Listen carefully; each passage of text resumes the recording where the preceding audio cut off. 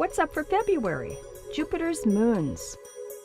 Jupiter's largest moons were first seen 400 years ago in early 1610. Hello and welcome. I'm Jane Houston Jones at NASA's Jet Propulsion Laboratory in Pasadena, California. On the 7th of January 1610 in Padua, Italy, Galileo looked up above the constellation Orion. He aimed his telescope at the well-known starry wanderer, the planet Jupiter, which was near Orion that night. What he saw through his telescope startled him and marked the beginning of modern astronomy. Jupiter was not just one object, as he wrote and drew in his journal.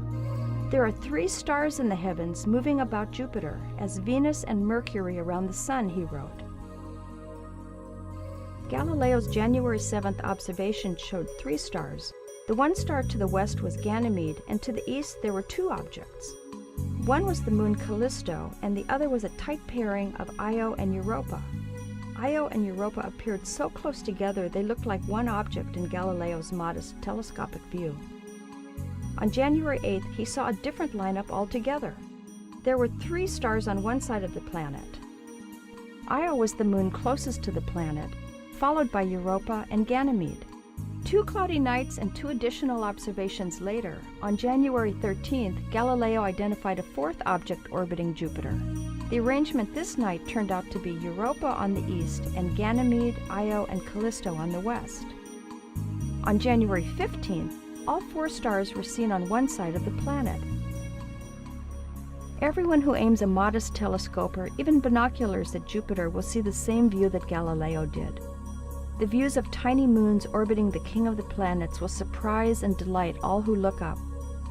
Jupiter is hard to see in the evening sky this month, but northern hemisphere observers may see Jupiter and Venus close together low on the southwestern horizon on Valentine's Day.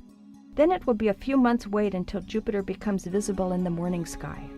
By August, you can once again view Jupiter and the 4 Galilean moons after dinner or as soon as the sun sets and the stars come out. NASA's Galileo mission, which ended in 2003, changed the way we look at our solar system. It found evidence of subsurface saltwater on Europa, Ganymede, and Callisto, and intense volcanic activity on Io. NASA's Juno mission will launch in 2011 on a mission to study Jupiter. And the Europa-Jupiter System mission, a joint mission of the European Space Agency and NASA, is slated to launch in 2020. It will primarily study Jupiter's moons, Europa and Ganymede, and Jupiter's magnetosphere. You can learn all about NASA's missions at www.nasa.gov. That's all for this month. I'm Jane Houston Jones.